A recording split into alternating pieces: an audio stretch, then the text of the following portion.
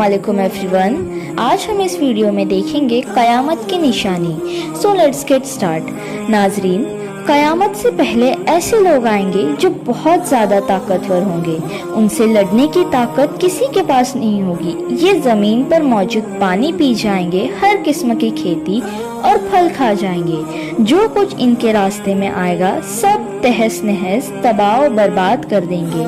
इस खूंखार कौम के बारे में हम बचपन से सुनते आ रहे हैं, यानी याजूज माजूज। याजूज माजूज ये कौन थे? ये याफिज बिन नूह अलैहिस्सलाम के औलाद में से एक फसादी गुरु है।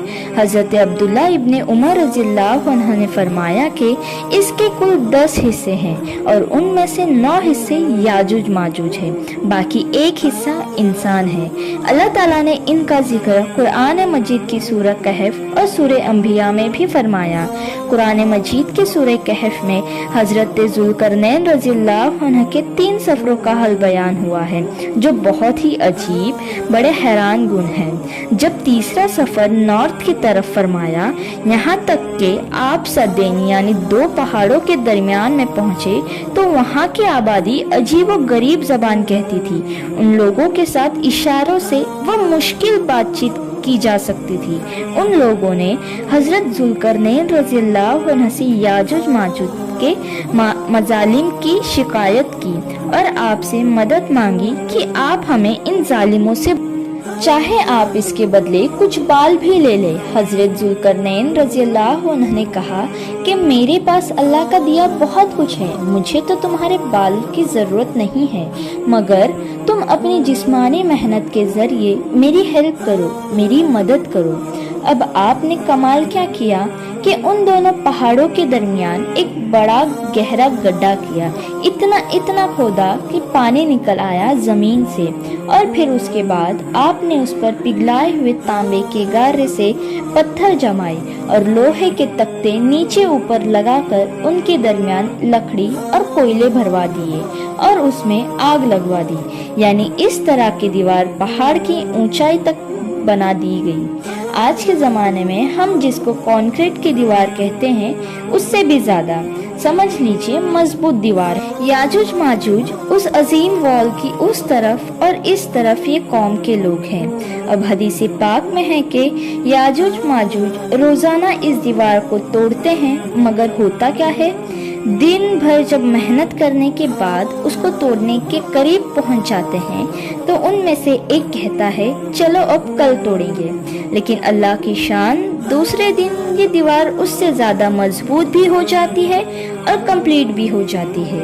दोबारा पूरी हो जाती है। जब दूसरे दिन दीवार टूटने का वक्त आता है, दूसरे दिन, तो फिर कोई कहता है कि चलो फिर तोड़ेंगे। दूसरे दिन फिर ऐसे ही होता है।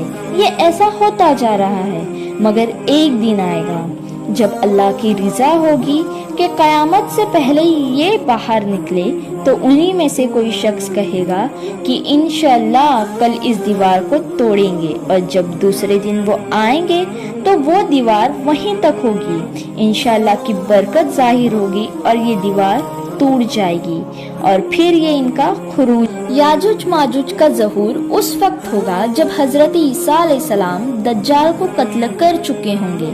कत्ल दज्जाल के बाद हज़रत ईसा अलैहिस्सलाम को हुक्म इलाही होगा कि मुसलमानों को कोहे तूर पर ले जाए, इसलिए कि कुछ ऐसे लोग अब जाहिर होने वाले हैं जिनसे लड़ने की किसी में ताकत नहीं होगी। ये लोग दुनिया में फसाद, कत्ल, गैरतगिरी से जब फारिग हो जाएंगे, तब ये कहेंगे कि ज़मीन वालों को तो कत्ल कर दिया और अब आसमान वालों को कत्ल करते हैं। अल्लाहु अकबर, ये कहकर अपने तीर आसमान की तरफ फेंकेंगे। खुदा की कुदरत तो देखिए कि उनके तीर आसमान से जब नीचे गिरेंगे तब उन पर खून लगा हुआ होगा। उस वक्त हज़रत ईसा अलैहिस्सलाम अपने साथियों के साथ मिलकर दुआ फरमाएंगे। अल्लाह ताला याजूज माजूज की गर्दनों में एक किस्म का कीड़ा पैदा फरमाएंगे। वो सब के सब एकदम मर जाएंगे। उनके मरने के बाद हज़रत ईसा अलैहिस्सलाम पहाड़ों से उतरेंगे और देखेंगे کہ تمام زمین ان کی لاشوں سے بھری پڑی ہے۔ تو اب اتنے لوگوں کو ناظرین کیسے دفنایا جائے، کہاں لے کے جائے؟